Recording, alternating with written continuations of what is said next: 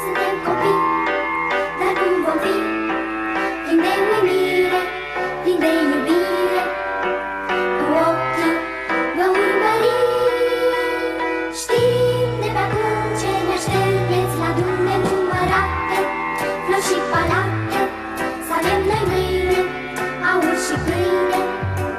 Voi sunteți niște eroi, dar într-o zi și noi, și noi. Și noi știm că a trecut mult timp, va trece încă pe atât presimt. În 10 ani mai prind câțiva ce mint, câțiva ce țin să plece. Las că trece, românul-i făcut să nece. Amarul cu sânge rece, când dă de necas petrece cu o bere la rece, se întrece, simt de ce furi. Dar cât mai vrei să furi? Nu vezi că suntem multe guri și știm cu toții ce înseamnă să îndur. Dar câte căzături să îndur, cam câte bucuri și cât înjur. La câte lucruri poftești din jur și e sigur că n-ai destul. Dar nu-i nimic, sunt consolat de mic, tu ești conștient ce zic eu.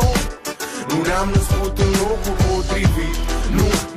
Nu ne-am născut în locul potrivit. N-am primit, am făcut totul din nimic. Dar nu-i nimic, sunt consolat de mic, tu ești conștient ce zic eu. Nu ne-am născut în locul potrivit. Nu ne-am născut în locul potrivit. N-am primit, am făcut totul din nimic.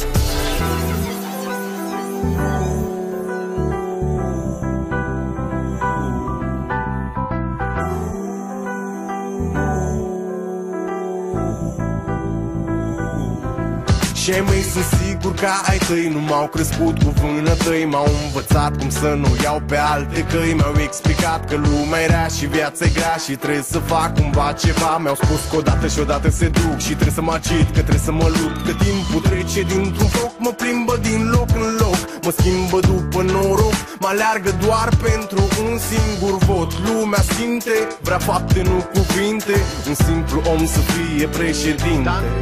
Dar nu-i nimic, sunt consolat de mic, tu ești conștient ce zic eu. Nu ne-am născut în locul potrivit. Nu ne-am născut în locul potrivit. N-am primit, am făcut totul din nimic. Dar nu-i nimic, sunt consolat de mic, tu ești conștient ce zic eu. Nu ne-am născut în locul potrivit. Nu ne-am născut în locul potrivit. N-am primit, am făcut totul din nimic.